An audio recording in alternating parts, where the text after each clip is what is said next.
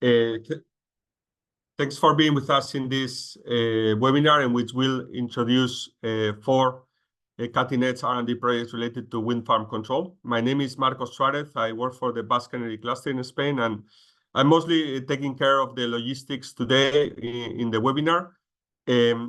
So just related to that, just two quick slides, and we can start with the presentations. First of all, some housekeeping rules. As you might have noticed already, we are recording the webinar, and we will share the recording with all of you and with all registered attendants together with the presentations after the webinar. We hope to do so in a week or so. Please keep your cameras and microphones off during the webinar. We will ask the speakers to switch on their cameras and microphones while they are presenting. In terms of the questions, there will be, in the regional agenda, there was a Q&A at the end of the webinar, but we thought it was better to do the questions right after each presentation. So the way that will work during the webinar is that if you have a question for the speaker, please write it down in the chat. You can address it to me, to Marcos Suarez, Basque Energy Cluster. And then I will read these questions after each presentation, so that they are more connected to the presentation that was just done. If there are no questions, we will move to the next presentation. If we have too many questions, I will read 1 or 2, depending on the timing, and then we will try to reply all of them in writing when we share the recording and the presentations. Besides that, I won't go through the detail, but we have an easy agenda, let's say. We have first a welcome and introduction from Baris Adidoglu, who is the project officer of our project, the one we participate in WILLOW, and belongs to the European Climate Infrastructure and Environment Executive Agency. And then we have 15 minutes presentations for each of the 4 projects. And as I said, instead of 15 minutes at the end, we will have 2, 3, 4 minutes for each period of Q&A after each presentation. And please remember, if you want to make a question, write it down in the chat, address it to me, and I will read it after each presentation to the speaker. So without further ado, I give the floor to Baris. Baris, thanks a lot for being with us. The floor is yours. Thank you very much, Marcos, for the introduction. I'll start by sharing my screen.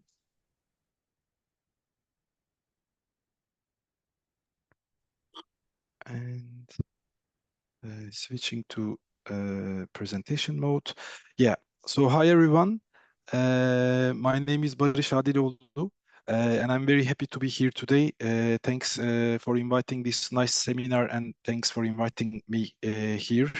I work at SINEA, as Marcos said, and more specifically in Unit C2, which is Horizon Europe Energy.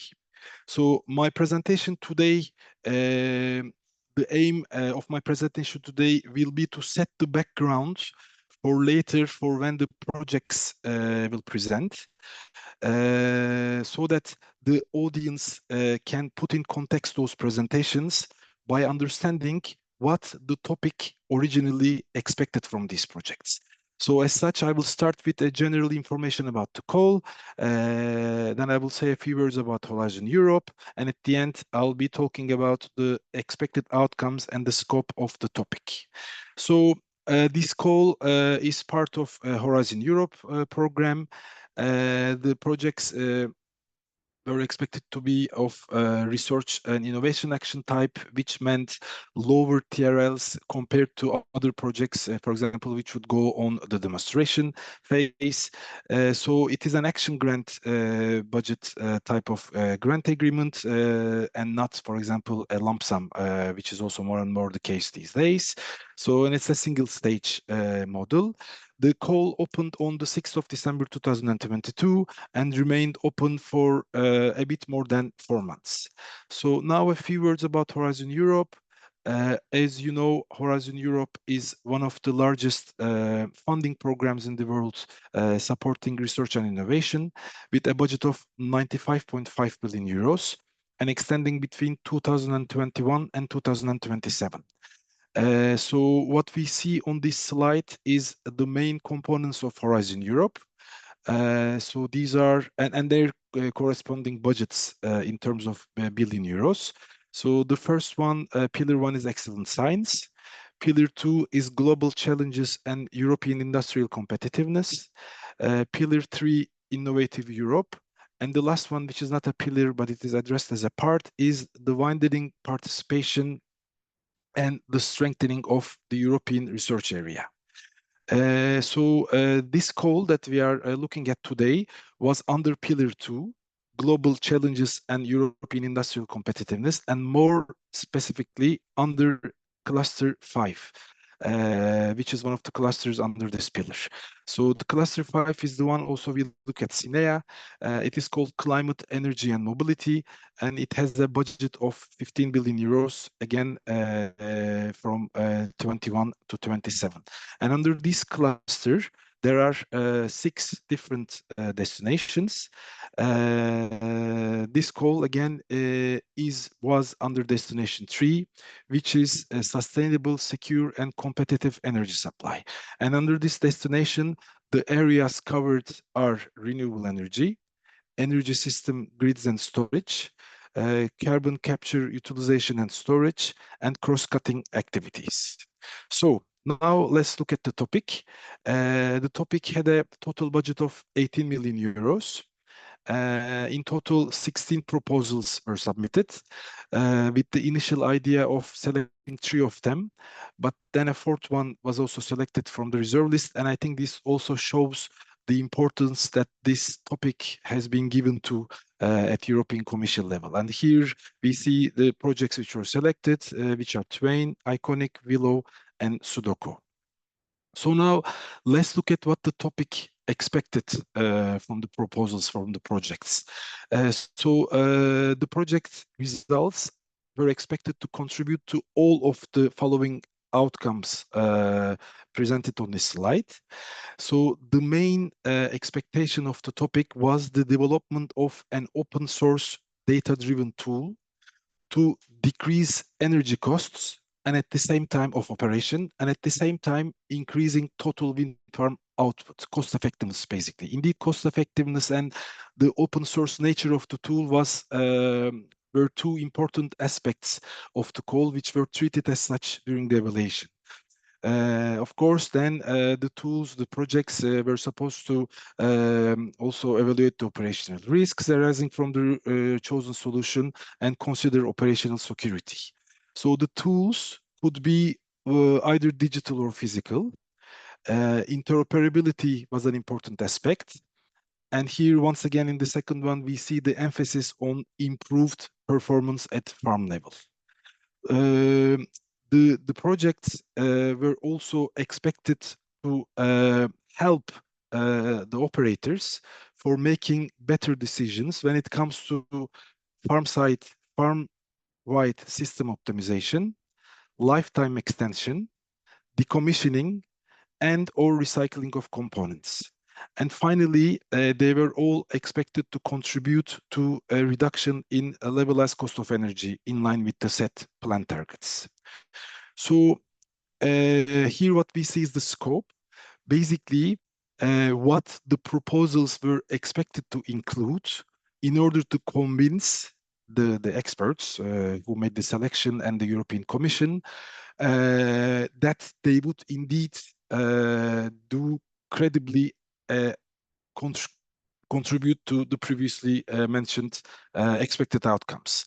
So the first one is that the proposals were all expected to address how their innovation would be able to provide more stable, resilient, secure, reliable, and affordable energy while considering high levels of cybersecurity. So once again, wind farm output maximization is an important emphasis, and also an encouragement was also on the reduced component load. So another thing that we wanted to see in the proposals were how these innovations would reduce operational and maintenance costs, and increase energy output. And then they were also solutions impact on component, turbine, and farm lifetime. These tools were expected to be kind of prognostic tools, and as such, these proposals were expected to elaborate on their role in being so regarding failures and damages. So in the last one, we see once again the emphasis on the open source nature of these digital AI solutions for a sector uptake.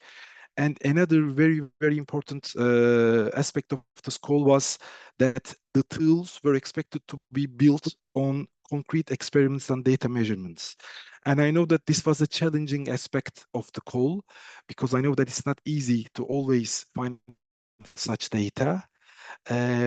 But the European Commission really wanted such tools to have these concrete basis, and thus this requirement. So the tools were also expected to consider the future development such that their tools would also be considered to eventually work for wind turbines up to 20 megawatts. And finally, as I said before, the expected TRL that the projects were supposed to reach was TRL 5, which meant technology validated in relevant environments. Well, this is all from my side. Thank you very much for your attention, for listening. Now I look forward to, as the rest of you, hearing what the projects have to present. And then the first one will be Iconic. So I leave the floor now to the Iconic project. Thank you.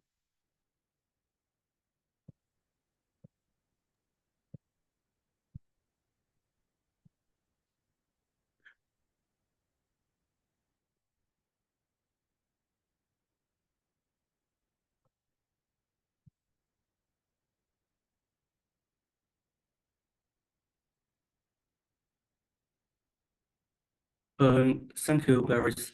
Good morning, everyone. I'm Xiaowei Zhao from University of Warwick. Today I will give an overview and the progress update of the Iconic project, which represents the smart, aware, integrated wind farm control interacting with digital twins. Iconic has 14 partners, including 7 academic partners and 7 industry partners across 7 countries. It started on 1st of December 2023 with a duration of 48 months. It has a budget around 5.9 million euros, funded by Horizon Europe and the UK government.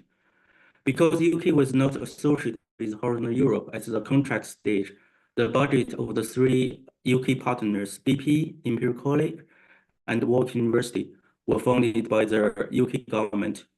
For the same reason, I transferred the project coordinator to Professor Guillaume Carril-Cara at Ghent University, and I became the scientific coordinator. So Guillaume and I co-lead the Iconic project. The overall ambition of Iconic is to develop an integrated wind farm control system to improve the whole wind farm's operation efficiency, thus leading towards more stable, resilient, secure, and reliable wind power. The Iconic control system is AI-based, data-powered, and physically informed, consisting of farm, turbine, and components levels. The integrated control system will be further supported by cutting-edge simulation tools and digital twins that are being developed within Iconic.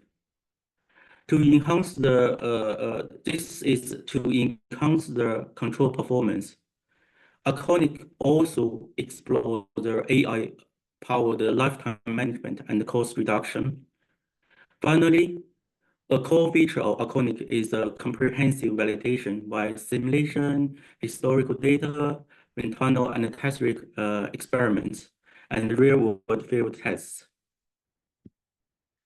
To deliver this ambition, Iconic has 4 objectives. Objective 1 is to improve the farm-wide operation while developing AI-based wind farm control tools. Objective 2 is deliver farm-level objective while developing turbine-level control solution. Objective 3 is to enhance the performance of the first two objectives by developing digital twins and physical tools as a control enhancer. And this enhancer will improve the awareness and control performance with the consideration of remaining useful life assessment of key turbine components.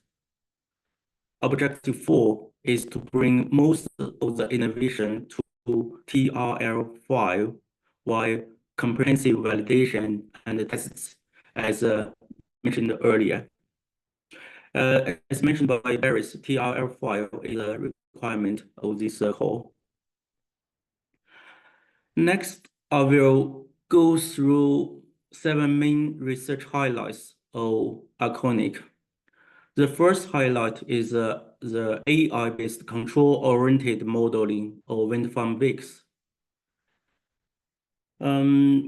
Safety models which can accurately capture the wind turbine wick interactions are computationally expensive, while on the other hand, the analytical models which can be evaluated in real time can capture the detailed flow features. In Arconic, we are developing AI-based wick models which can achieve simulation of high-fidelity flow features similarly as CFD models, while can be evaluated in real time similarly as analytical models. And the second highlight is the reinforcement learning-based farm-level control approach. In addition to what I mentioned earlier about the control system, we also consider strategy to reduce computational load and introduce a mechanism to enhance the cybersecurity. In recent years, we have focused on developing intelligent wind farm control methods that are trained, tested, and refined via simulators. This allows our reinforcement learning strategy to learn and improve in an environment that mimics real-world conditions. In Arconic, we are also exploring a new, more data-driven approach in which we use historical data, or called offline data, to train our controllers. This method could potentially reduce the need for interactions with wind farm simulators or physical systems. Additionally, by using offline data, we can possibly incorporate the experience of the engineer in the control room. So we include the human's experience in the training of our reinforcement learning-based controllers. So we call our strategy offline reinforcement learning-based wind farm control. We use the C-Powers wind farm layout as a simulation test case to test the performance of our offline reinforcement learning controller, which is marked in red in the bar chart. It achieved a 16% increase in the power captures compared to the grid case. It also outperforms two other non-AI control methods. The third highlight is a turbine level control approach. We developed novel MPC approaches to enhance the control performance and ensure strict safety requirement. All these proposed MPC methods for wind turbine control will benefit from pattern Ampletex Forces Pro Suite, which is a commercial product for deploying MPC and numerical optimization in wind turbines. So this work is ongoing, and we are going to report the result in due course. The fourth highlight is the farm-level digital twin, which will be developed by physics-informed deep learning approach. The digital twin can reconstruct the whole flow field in the entire wind farm. This will be achieved by fusing various data and physics simultaneously into the physics-informed neural network structure. By physics and data fusion, the digital twin will provide wind flow field information that cannot be directly measured by current sensor technologies nor predicted by conventional machine learning approaches. A recent progress that we achieved is a reconstruction of the in situ spatial temporal wind turbine wake flow fields, as shown in the right videos. The top video shows the digital twin. The bottom video shows the ground truth. It is shown that the whole dynamic flow fields are successfully reconstructed based on measurement only at a sparse location. The captured features, including both the flow structure propagation in the wind direction and the wake meandering in the crosswind direction.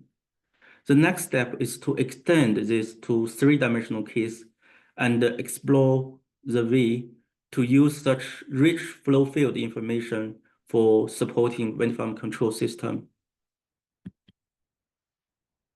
The fifth highlight is the turbine level digital twin, including key turbine components. This including drivetrain, the generator, the main pitch, and yaw bearings.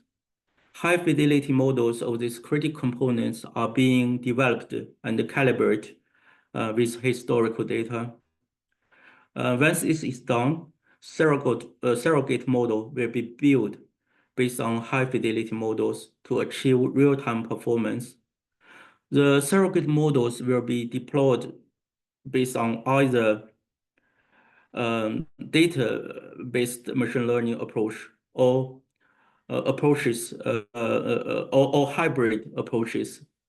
This will depend on the component characteristics.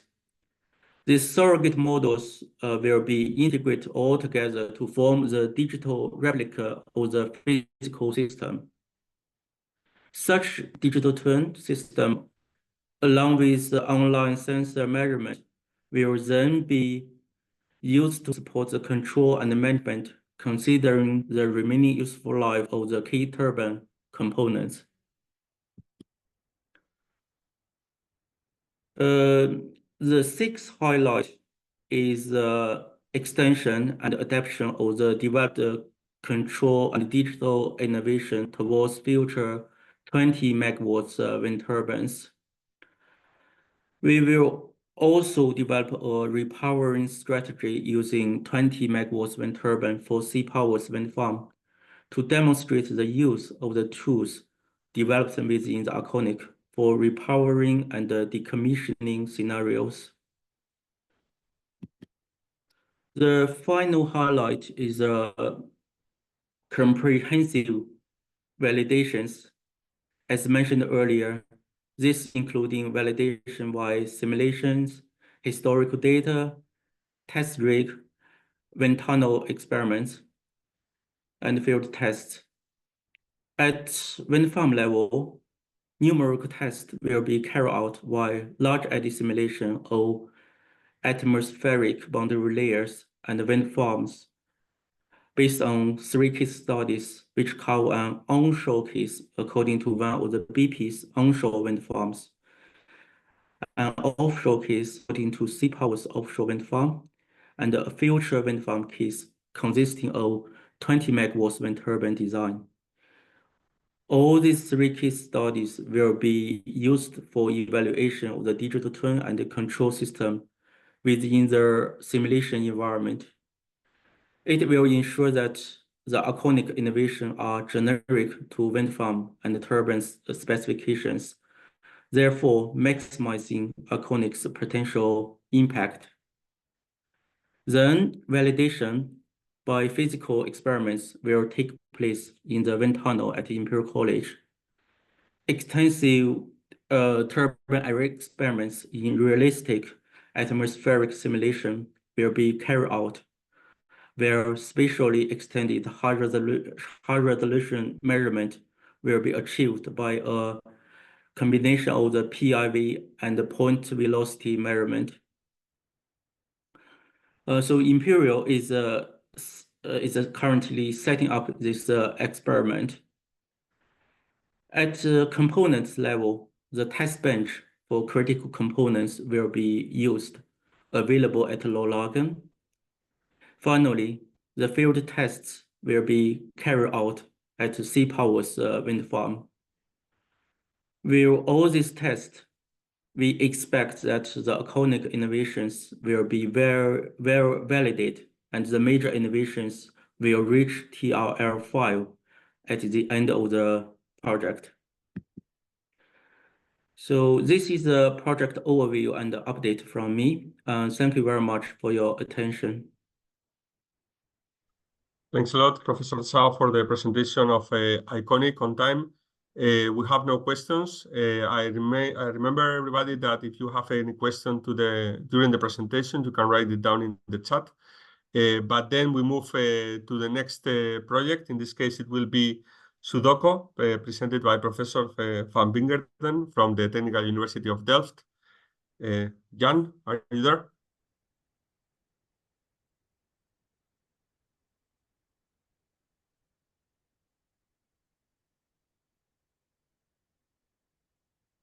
Jan Willem?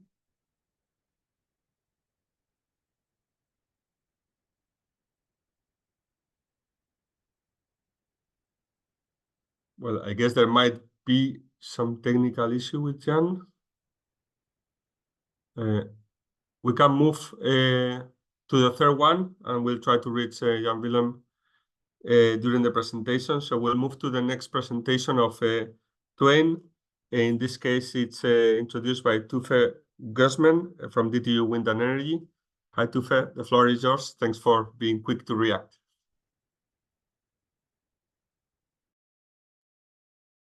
Hi, everybody. No problem. I hope you can see the screen all nice and clear. Let me see. Probably you also see yourselves a little there. Okay, good. All right, so let's talk about TWAIN as a second one today. So TWAIN is integrated value-based multi-objective wind farm control powered by AI, obviously founded under the same call with all the 3 sister projects. So T within TWAIN is coming from towards, but we thought it wouldn't be as ambitious. So we said instead of going towards, we will go completely at it to the bullseye and complete our work at the TRL5 as much as possible within the 4 year of the project. We have started November last year, and we have a little bit more than 3 years to go now. These are our partners. So in TWAIN, we have quite a heavy representation of the industry. There's 4 research institutes, as you can see. There's us, DTU as the coordinator. There's CENAR from Spain. There's TU Munich from Germany. And there's also TU Delft from the Netherlands. And from industry, we have 3.5 owner-operators coming in. And that will be EDF and Vattenfall. And Engie is coming with 2 of their entities. So that is Engie Green from France and Engie Laborelec, they're more R&D leg in Belgium. We also have Ramboll coming in with 2 entities. So that will be Ramboll Denmark and Ramboll Germany. So these are potentially the partners that we are sort of used to see in wind farm control related projects or any kind of wind related projects. But then on top of that, there is a partner of ours that we think is a step towards more AI application, and that is SoftServe. They are the software engineers coming to the consortium from Poland. And then we also have F6S, who are in charge of communication, dissemination, exploitation work package, and also help us arrange or be here today in this workshop. All right, so TWAIN narrative, as you can see from our figure on the left-hand side, is taking the business as usual. And first of all, try to model how we can digitalize those processes that is relevant for wind farm operation around the wind farms.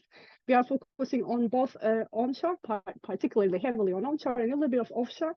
And we are very much interested in digitalizing the processes, but also the value. So how much of the value we can create by controlling our turbines. So in that regard, We are also looking at the social aspects that is a little different, perhaps, with our sister projects in the same call. Over here, we're asking questions particularly related to noise, related to sound, the acoustic part of things, how we can actually digitalize, model the processes regarding the emission of the noise, propagation of the noise, and perhaps a bit more social side of it, how the noise is perceived by our neighbors, by our social environment around the wind farm, and how we can mitigate those effects. We're also looking at wildlife. So we are aware that there are a lot of birds and bats and a lot of wildlife that is also affecting the wind farm operation, how those effects can be modeled, and how they're actually impacting the rest of the workflow when it comes to modeling the performance, when it comes to optimizing the performance. And then we're also looking at precipitation and rain. We know one of the most expensive unscheduled maintenance around the wind turbines is happening due to leading edge erosion. It's driven by rain, especially in Northern Europe, but also hail and different precipitation factors in the weather. How we can actually take that into account together with other projects that is funded under EU, and how we can take that into account to calculate our O&M costs so that we can set up a more realistic revenue stream for our digital twins. So just like any European projects, we also have some work packages, which we also call pillars, because they are highly associated, highly correlated with our objectives.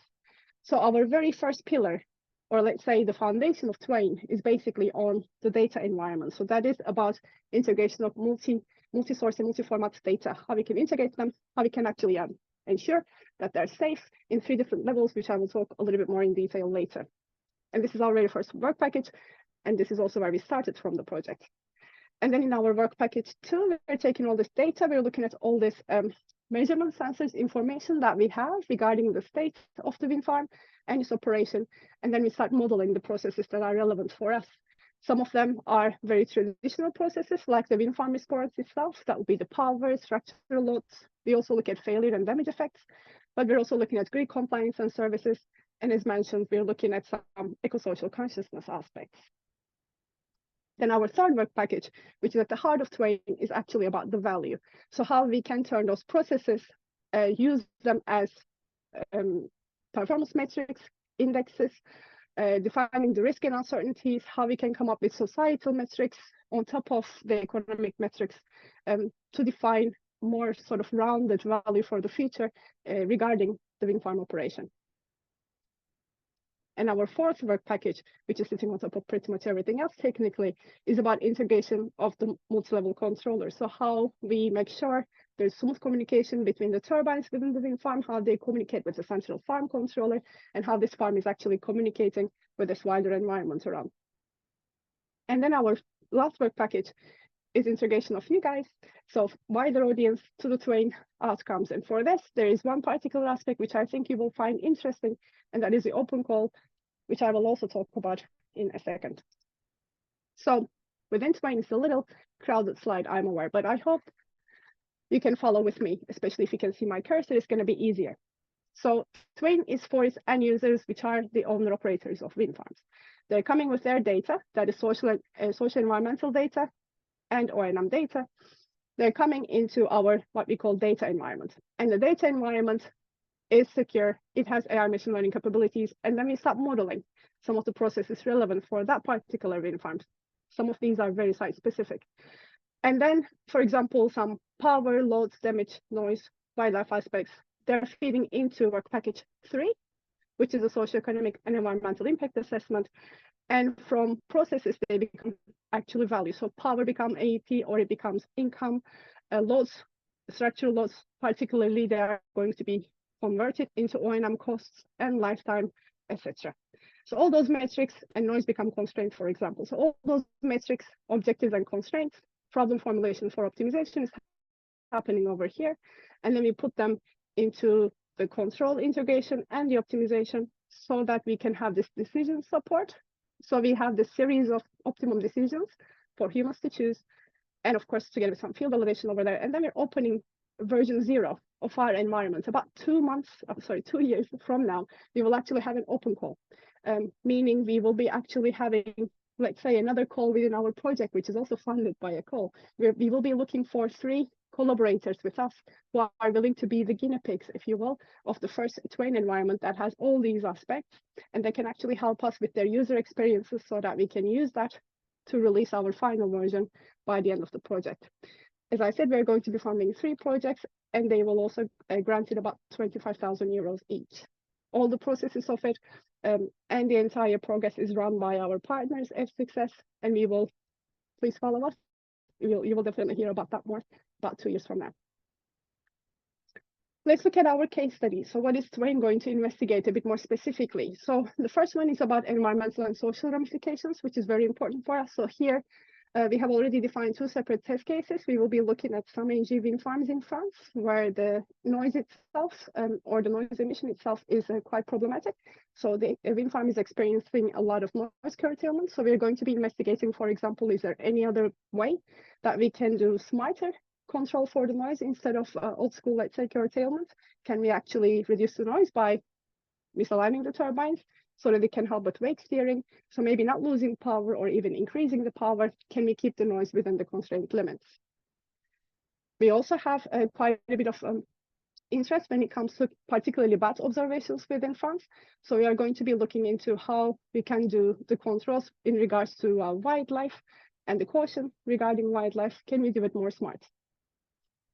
Our second case study is, because majority of our tools will be based particularly on the onshore case studies, we will test how they are adaptable to offshore. And for that, we will use a very well-known wind farm for the community here. That will be the Lillgrund wind farm. We will be looking into the data set that is collected during the total control days. Some of you might remember Horizon 2020 project. And we will see how our models perform offshore. Our third case study is looking into the future. So that is considering large turbines, 20+ megawatt turbines. Currently, we're planning to use Rumble prototype for this. And then over there, perhaps more interestingly, we will be looking into, let's say, some simulation, some prognosis regarding the future, both in terms of market, how the markets are going to be 2050 and onwards, especially including climate change effects. And our last case study is looking to of life decisions. So given the site, given the conditions around the site, is it a better idea based on several different metrics, not just economics ideally? Is it a better idea to go for repowering? So demolish the existing wind farm, put up newer ones, ideally bigger turbines, or is it a better idea for lifetime extension using the control capabilities we have? We also have field tests planned, so they will also start about 2 years from now or 1.5 years from now. And this is using our brand new facility in Research Campus. Maybe some of you have seen that in LinkedIn. We also have the second turbine built up now, which is closer to the road if you ever visit 3T. So we will also perform some tests, particularly focusing on the power maximization with the load constraints. We will be testing some of those, and we will also see the differences, how it affects power maximization versus income maximization with variable market scenarios. So our progress so far is mainly about the work package 1, which was the data environment, as I said. So over there, our objective was to design a framework to integrate all these different data sources. And of course, it's very important that we ensure the data integrity and we come up with certain standards, because every wind farm, they have different ages, they have different kind of data logs, they even have different taxonomy and ontology for their data. So uniform them is one of our main goals. So this framework, the entire TWAIN environment is going to be open source. And we also want, of course, all of this to be interoperable. So if you want to use just part of the TWAIN environment, you should be able to do that, integrating with the rest of your, let's say, in-house workflow, if you're one of the end users. And of course, we want the cybersecurity to be highlighted for all the environments, and we believe the secure by design is the way to do that. So currently, the architecture vision development has been finished, and also technological setup and the deployment is completed. So this is pretty much what it looks like. It's a little bit of a busy figure. So one of the things I can already say is that the entire framework, for the people who are not familiar with the software systems in general, the key clock will be our entry. So this is going to be where the authentication authorization will work. And as users, which I find particularly interesting, is that you will have a Jupyter notebook on your own, running at our DTU service, that you can actually interact with the rest of the environment. So you can come with your own data. Ideally, you're coming with your own data, and then you're sort of reading, coupling the models and metrics we're developing within TWAIN, and you start your analysis from there with your interaction through notebook particularly. But as a user, you also have the freedom, since it's open source, you also have the freedom to look at individual components separately. So you can choose to use just main.io or Trino. You can also use open metadata, etc. So our security layers is basically three layers. So it's the application layer, software, or solution layer, and then we also have the data layer security. In order to get there, we have had several quality attributes workshop. We have lots of partner questionnaires to define what the user needs would be, since we have 3.5 owner operators on board. And then we have gone back and forth iteratively to come up with a final design that you see here. So we are currently implementing it in the DTU servers. Now it is open only to the consortium, but we're hoping for public access very soon. As I mentioned, there's 3 levels of security. For all the levels, we are authenticating and authorizing users. So you come with your own login through key clock systems, and based on, for example, your company email, you can actually have access to particular data versus you are restricted to look at other data, which is also very important for us in this competitive business. And that's partially the work of the data management. And on top of that, we are also looking at the data standardization methodology. So whichever your data set have the ontology for, we have currently mapped particularly 4 different turbines and come up with the IEC, so conversion of their ontology to the IEC standards. And this is what we're introducing to the rest of the workflow. So the very first step the data environment does for you is to use the ontology and convert or use the standards to convert your data set so that the workflow can actually read it long term. And that's an automated environment. As I said, it will be open for public access pretty soon. So please follow us on TWAIN Project on LinkedIn, or look at our website, subscribe to the newsletter. That's also twainproject.eu, so that you can also hear more about the development of the environment itself, both for the data and also for the models going forward. So thanks a lot. Thanks, Tufe. I have 2 questions for you. First, Alvaro Blasco asked why the turbines Vestas V27, because their size is no longer commercial. That is true. That was also a lot of internal discussion within DTU, as you can imagine. So one of the limitations is that our fjord is a protected area, so we anyway have quite a bit of constraints on the total height we can have for the turbine. Second of all is the overall space that we have. So you might be aware we won not a wind farm, meaning we needed 2 turbines, and we already had 1 V27 and 1 V52. Buying another V52 would also be feasible, but then they had to sit very close that it wouldn't be realistic to do wet studies on it, because we don't have too much space laterally. So we had to go for the V27 option. And even with that, we are a little bit too close to the road. Okay, thanks. And the other question is from Jacob Berner. His question is on a case study regarding noise impacts. He asks, do you also look at acoustic properties that are not covered by national noise regulations? In example, he says that one of their findings in this area was the communication of forecasted noise emissions can lead to reduced perceived annoyance. I know what to expect, so I am fine with the nose. Yeah. Oh, that is a very, very good point. So yes, legislations are not necessarily based on perception, and they're not necessarily taking the social environment into account at all. They are very much technical in that sense. They are based on decibels and very regulated by the IEC methods of doing that, etc. I would be very interested if you have further information about that, particularly the perception, particularly anything that can give us the classification of annoyance versus the actual, let's say, emission plus propagation. I would be very interested in sharing that with the rest of the team. Okay, we can put you both in contact after the webinar then. That would be great. Thanks. If that's okay with Jacob also. Yeah, hopefully. Thank you. Then Thank you. that's all. Thanks Tufe for the presentation. Thanks for the questions. We come back now to Jan Willem van Wingerden. Jan, are you there now? There you are. I am. First of all, my apologies. I was disconnected somehow for my docking station. No problem at all. I will share my screen.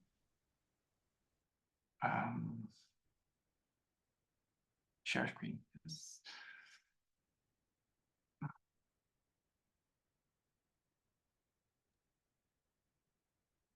We see the screen now? Yes. Oh, 1 second, because things now changed. Presentation. Beginning, I have to change this one to this one. So now There you go. see my screen, right? Yeah, perfect. Good. So yeah, so welcome everyone. My name is Jan-Willem van Wingeren. I'm a full professor at the Delft University of Technology in the field of control systems, leading the data-driven control group. Typically working on wind farm and turbine control. So I mean, this project is in the core of the work that we're doing here in Delft. So the SUDOCO project stands for Sustainable, Resilient, Data-Enabled Offshore Wind Farm Control and Co-Design. So the data-driven, we have seen that also in the call. Wind farm control, clear. The co-design is something we added in this particular project. So what I will do is I will try to give you the feeling of the SUDOCO project. And the first thing I would like to show is to give you this overview. Because how we see the SUDOCO project is that we build upon previous EU projects and national projects. So there has been a lot of work done in the field of wind farm control, but mainly they're working on a single technology like wake steering, induction control, dynamic induction control, and you name it. So as you see here, right, there are different concepts on how you can manipulate the flow within wind farms. Wake steering is the most common one used, and it's about steering the wake to make sure that downstream turbines produce more energy. But there are also new ones like dynamic induction control and really old ones like induction control. Most of these techniques are developed for steady conditions. Steady conditions meaning a given wind direction, given atmospheric conditions. So in this project, we would like to mature this technology by looking into time-varying environmental conditions. So also taking into care the day and night, veer, shear, all these type of things, and also focus on large wind farms. I mean, previous studies were typically small wind farms. Objective is typically to look into just maximize the energy capture of these wind farms, but you have to also take into account the energy market. So you also see it here at the left, so the time varying market conditions. I have an illustration later on, because the price per kilowatt hour is not the same for each wind speed. So time varying input conditions, and then we have different flow control technologies. And then you also have to look at the effect of flow control. So you can produce energy, but you also have to realize that these machines, these wind turbines, have to be out there for at least 20 years. And there's always a trade-off being too aggressive to create a lot of energy out of the wind, and also the loading on the individual turbine. So you can imagine that at some point you want to say, hey, the prices are really low, so we have to save the lifetime of our turbine. So you prefer then to minimize loads instead of going for a high yield. Now, these are as an example of playing with these control settings. Now, then you also have to look into the objective function. So a typical objective function, what I already stated, was let's try to maximize the energy production, but there's much more. So also in this project, we're also going to look into different objective functions. To name one is the cost of valued energy, which you can see here at the right-hand side. Of course, taking health to account, and also at the end, what we would like to do is take care of the safety of our turbines, right? So safety means loads, but also we have to protect our assets for cyber attacks. So that's also an important part of this project.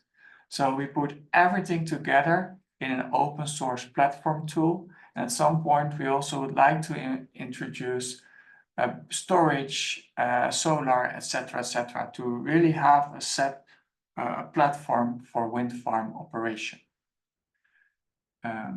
So what we would like to end up with at the end of the project is the control room of the future for offshore wind farms. So that's maximizing a certain objective function and developing an open source data-driven platform that will find a trade-off, for example, between maximizing the energy production and mitigating structural loads, but also other objectives can be added. So that's something we're going to explore. I will come back to that when I introduce the different work packages. So everything will be integrated in the control room of the future. And we will test the control room of the future on experimental data, field experiments, and also wind tunnel experiments, and also integrate cybersecurity measures. So at the end, it's integrating a lot of existing technologies and also combining them. So that's also where the name is coming from, the SUDOCO, and you probably know the puzzle. So at the end, the SUDOCO project is basically solving a puzzle, and that's what we're currently trying to do. So in the start of the project, thanks to Icons, we already have a really nice movie that will introduce again the concept of the SUDOCO project. So let me try to play this movie. Hopefully there's not too much delay, and otherwise we will share the link on how it's called YouTube. In his epic journey back home, the legend says Odysseus encountered the god Aeolus, who can find all his winds within a mystical bag, saving just the one destined to guide the hero home. Thinking it contained a marvelous treasure, Odysseus' companions opened the bag and released the winds, sparking an uncontrollable storm that has lasted until now. However, modern science, data, and algorithms can finally help us harness the immense power of the wind, which is set to be the key asset for Europe's journey towards carbon neutrality. This is where the SUDOCO project blows in. With its control room of the future, SUDOCO is set to introduce an innovative open-source data-driven platform designed to achieve an optimal equilibrium between maximizing energy output and mitigating structural stress, especially in offshore wind farms. The SUDOCO project has 4 main goals. 1. Implement flow control for wind turbines, reducing costs by as much as 10%. 2. Develop a control system for a 10% reduction in the cost of valued energy metric. 3. Optimize the entire wind farm system to decrease lifetime CO2 equivalent emissions by 20%. 4. Enhance cybersecurity to ensure an uninterrupted energy supply. Follow the flow of the SUDOCO project and its control room of the future. Discover how it can help solve this great puzzle for a greener and more sustainable Europe. So it's a puzzle, right?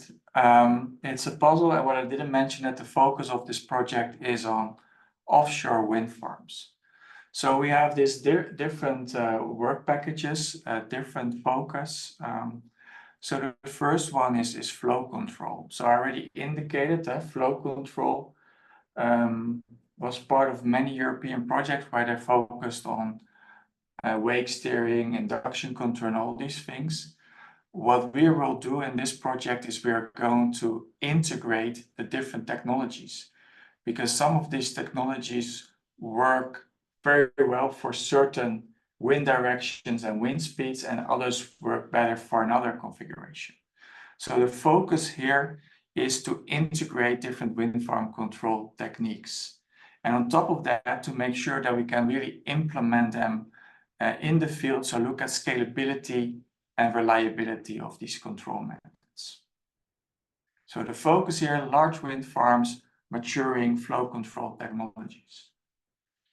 Now, if you have the flow control technology, then you also have to look at the impact, because if you do flow control, there is also an impact on the structural loading of your turbine. So what we have to do is really understand the impact of wind farm flow control on the loads and the health of these machines. So what we will do is we'll build load surrogate models such that we can also add loads to our objective function when we want to optimize the performance of our wind farm control solution. So that also brings me to the next one, and that's the value function. So the value function at the end is what you want to optimize. And what we will do in this project is we will explore different value functions. So this can be an economic one, but can also be an environmental one, and these type of things. For example, if you look at the picture at the right, you see that the spot market price of electricity is higher at low wind speeds than at high wind speeds. So you can imagine that you want to make a trade-off here between lifetime and how aggressive your controller would be. So then we have flow control, we have load modeling, we have an objective function, and everything will come together in the control room of the future. So this is our open source platform, software platform, where we integrate these different control technologies with a strong focus on cybersecurity. And of course, the data-driven aspect of all the methods that we develop. Now, the control room of the future is the center of this project, which we will use in the co-design approach. So co-design means that if we have our flow control algorithms, can we, for instance, also optimize the turbine and or layout of the wind farm. So that's what we will do in work package 5. And here at the right, you see a Pareto curve. Again, the trade-off between, for example, yield and loads. And what we believe is that if you do co-design, then probably you can move the Pareto curve further to the bottom left, to point D in this animation. Now, as an example, as one of the first results where already a couple of things come together, is that suppose that you do conventional wake steering and you look at the layout of your wind farm, can you then increase the annual energy production? So still a conventional objective function. And the answer is yes. I mean, you see in this picture at the right, power density versus AEP improvement. And forget the details, but what you see is that these lines are going up. So there is a potential improvement of 0.2%, which is significant. The lines that go down say, hey, if you optimize for extra energy and you don't switch on your turbine farm controller, then you lose power. So that's also what you see in the same figure. Currently, we are a step further and again exploring the Pareto curve, if you can basically find a trade-off between losing power and increasing the AEP gain. Finally, we also are going to demonstration like all the other projects. So we will get data from a large offshore wind farm in the North Sea. We will also demonstrate the control room of the future within the wind tunnel in Milan. So here you see a screenshot at the right of the wind tunnel. And there we are going to demonstrate the control room of the future under realistic time varying conditions. And again, finding the trade-off between all these different flow control technologies. So if you now look at the whole project, then you see all the different work packages. So I talked briefly about work package 1, 2, 3, 4, 5, and 6. But of course, we also have a dissemination exploitation work package and a project management. what I would like to mention here is that we really build upon the shoulders of others, right? We build upon previous EU projects like CO Windcon, FarmCon, Total Control, and also ongoing European projects. And what you also see in this overview is the partners involved. So we have academic partners like TUM, DTU, Politecnico di Milano, but we also have industry like UWind Renewables that are developing the control room of the future, Sovento, an expert in floating wind, and also Shell responsible for the demonstration. Besides that, we also have an advisory board containing NWEL applied risk for the cybersecurity, Siemens, so that should be Siemens Gamesa, Crosswind, the owner of the offshore wind farm in the North Sea, and Widesco, a company in the US working on wind farm control solutions. So again, these are the partners. I've already mentioned that. What I would like to highlight is that we have our nice SUDOCO website, also with the movie I just presented, and please also look at our LinkedIn account. So thank you all for your attention. Thanks a lot, Jan-Willem, for the presentation. We don't have questions in this case, so thanks. We move to the last presentation of the day. In this case, it will be Ainhoa Cortés from the Technology Center CEIT, who will be introducing the project WILLOW. Ainhoa, the floor is yours. Hi, good morning, everybody. Let me first share my presentation.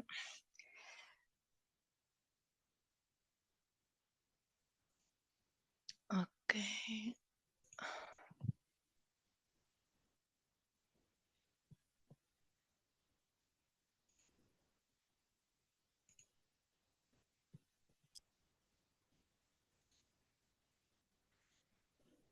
Okay, I hope that you can see my screen. It is, yeah. So, okay, thank you. I'm Ainhoa Cortés from CEIT, which is a research institute in the Basque Country in the north of Spain. And I'm the WILLOW coordinator. And it's my pleasure to be here today presenting the project, which is for holistic and integrated digital tools for extended lifetime and profitability of offshore wind farms. So let's go. Some general information about the project, the call and the topic, which was explained by Baris. The budget was around 6 million euros, and the project started last year in October, and it's a 3 years project, so will be finished by September 2026. Okay, this is the consortium in WILLOW. We are 12 partners from 5 different countries, where we have 4 research institutes, where CEIT is the coordinator, 1 university from Belgium, 1 offshore operator, who is Northern from Belgium as well, and 5 small medium enterprises. So let's say that we have a very good industrial representation on board, and 1 cluster, which is the Basque Energy Cluster. As you know, Marcos is there. Okay, so this is the outline of my presentation, starting with presenting the context and challenges, then the objectives of the project. Then I will talk about the work packages and the activities ongoing. I will show you the advisory board we have formed in WILLOW, and finally the outcomes and the expected impacts of the project. Okay, let me start putting in context the motivation of this project. Nowadays, the operation of offshore wind farms is not ideal, because we must handle with fluctuating conditions of wind availability and power grid demands. And on top of that, in offshore, we have very harsh environmental conditions, which affect negatively the structural health of wind turbines, and consequently the useful lifetime of these structures. Then the excessive down-regulation and frequent start-stop events affect the fatigue life of the wind farm structures. Let's say that the turbines can operate sometimes in off-design conditions. Then how is it done today? Today, different strategies are applied, like stopping a few turbines and letting the others produce maximum power, or down-regulating its turbine by the same amount of energy. These kind of strategies, let's say that have negative effects in fatigue life of the wind farm structures. Then here we have a challenge. This is our problematic, that there is a lack of success in implementing new decision-making schemes. And why is this happening? Because the component degradation and grid integration is particularly complex in offshore. And on top of that, we have additional degradation rates. For example, if we talk about corrosion due to moisture and salinity, or we have additional loads due to waves, tides, and currents. That's why we propose the WILLOW approach, which is some kind different from the other projects. Here we propose an integrated system to provide an open source and data-driven smart curtailment solution. Let's say that we are focused on this curtailment situation, and taking into account the degradation of the wind farm structures. We look for a trade-off between power production and lifetime consumption. To do this, we defined 3 technical specific objectives. The first one is the design of a global structural health monitoring system based on different physical parameters like loads, accelerations, images, thickness losses, etc., and taking into account problems like fatigue, pitting corrosion, and coating degradation. And the idea is to use or to develop physical and virtual sensors combined with machine learning techniques. The second objective is more focused on the design of prognosis tools, combining SCADA and structural health monitoring data coming from our own system or coming from other deployed sensors, and using physical models and machine learning methods to predict the consumed lifetime and the remaining useful life of the most critical structures of the wind turbine. And the third objective is to design the decision-making support tool for smart power dispatch in curtail conditions. As I said, we are focused on that situation, and also to optimize the operational maintenance scheduling of the wind farm. Okay, this figure shows the interaction of the 4 technical work packages. Of course, we have the 2 other work packages for power management, project management and dissemination and exploitation. But here you can see the 4 technical ones. Then work package 1 is focused on the definition of the use cases. We can say that we finished with this definition. Our main use case is focused on the northern offshore wind farm and in the curtailment problem.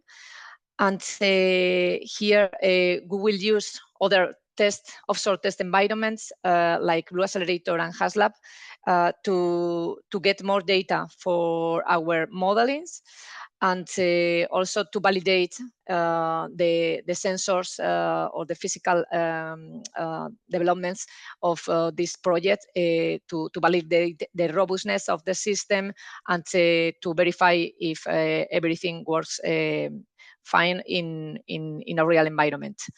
Then currently in this work package, we are working on the definition of cybersecurity strategies at wind farm level, considering also the cybersecurity issues in the monitoring solutions. And also, we are working on the development of a system to measure the noise pollution of this offshore wind farm. Work Package 2 is more focused on the design of this novel structural health monitoring system combined with drone-based inspections. That's why we have a drone company in this work package. Then here, the solution we are developing, as I said, try to solve the pitting corrosion problem and measuring the coating condition continuously, and also consider the load damages of the structures. Then we made, during this time, some progress in different technologies like ultrasounds, thermography, electrochemical sensors, also accelerometers and virtual sensing, to combine the different techniques and analyze in depth the limitations of each one, and try to detect in the best way the different pitting situations and degradations in the coating. Then we have developed some experiments in lab with the different techniques and correlating some of them. And we are developing also some modeling because the aim is to detect the problem and also to be able to quantify with a good precision, and also try to predict that this will happen in the future. And if we go to Work Package 3 and Work Package 4, this work packages work at wind farm level. Let's say that Work Package 3 has not started officially, but we made some work in the development of the platform for the structural health monitoring data collection, the data coming from Work Package 2. And some work also in the fleet life load modeling.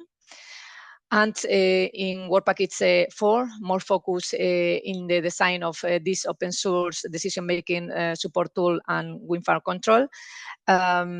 We are defining the future grid scenarios and analyzing the effect of curtailment on damage equivalent loads.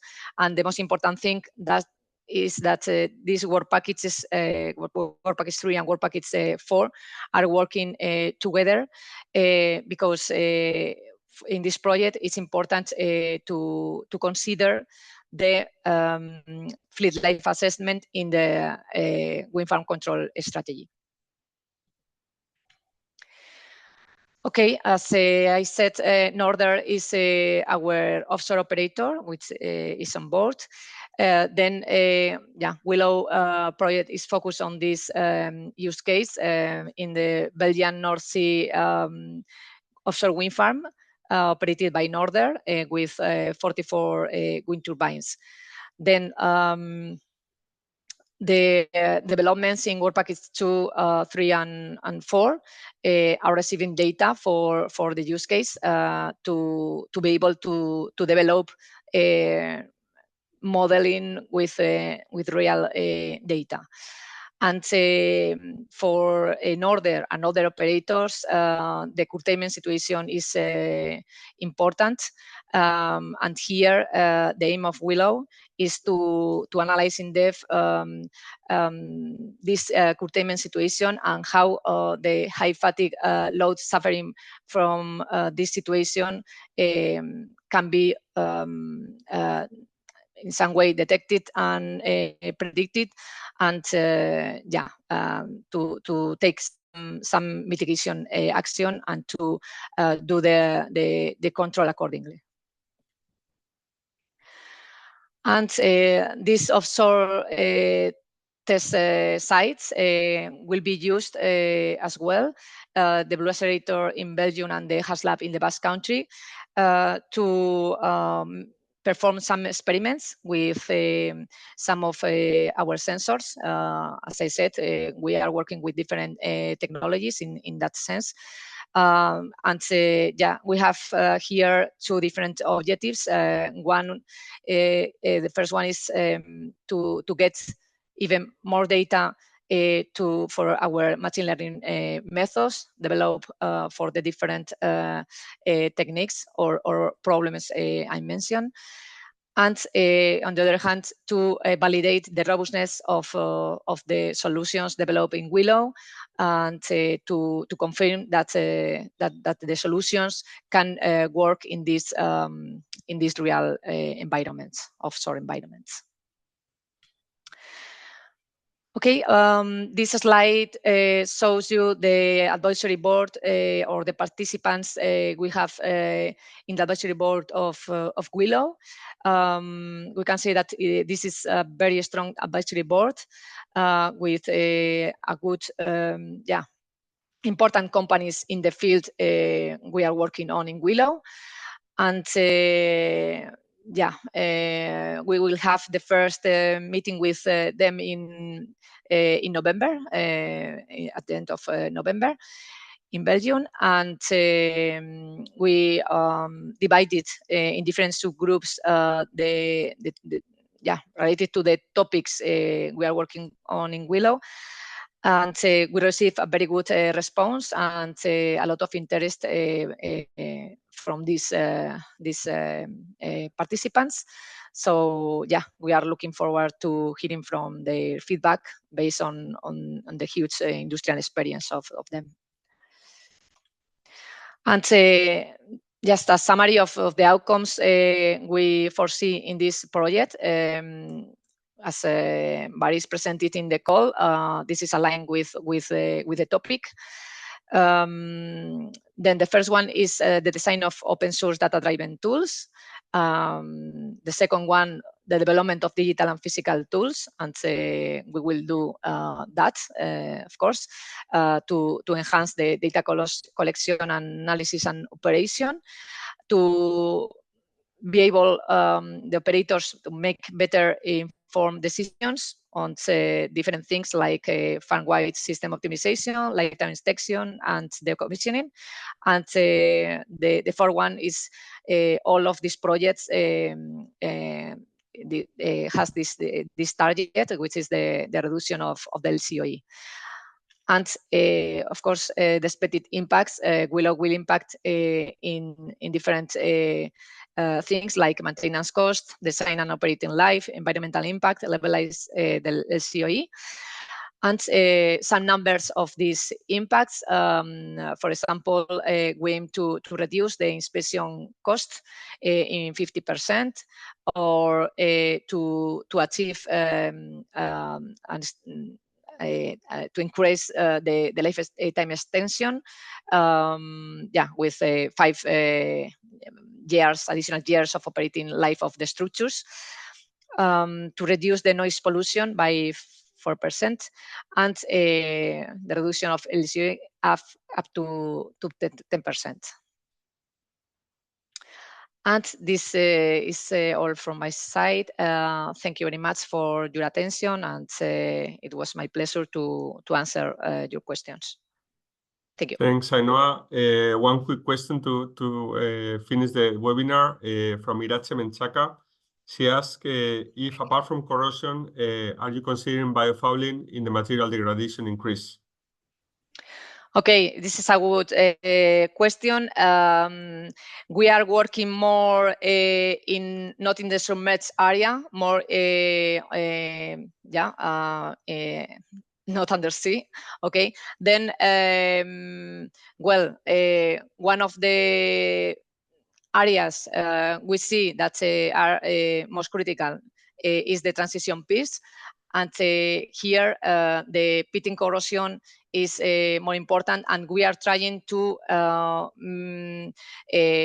course, in the consortium, some partner is producing samples with pitting Okay, then the idea is, or we are measuring those samples in the lab, and of course we will do this, or we will continue with the experiment in the HARS lab and the Blue Accelerator to see how this PITS evolves. Okay.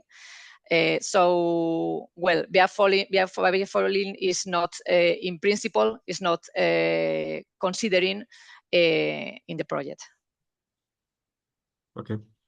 Thanks, Ainhoa. Thanks for the presentation. And with this last project presentation, we finished the webinar. Thanks all attendants and all speakers for participating today. And as you see, all these 4 projects are starting. So we encourage you to follow those who are of more interest to you in the websites, with the open calls, with advisory boards, any way you prefer to interact. So thanks again to everybody, and have a nice day. Thank you.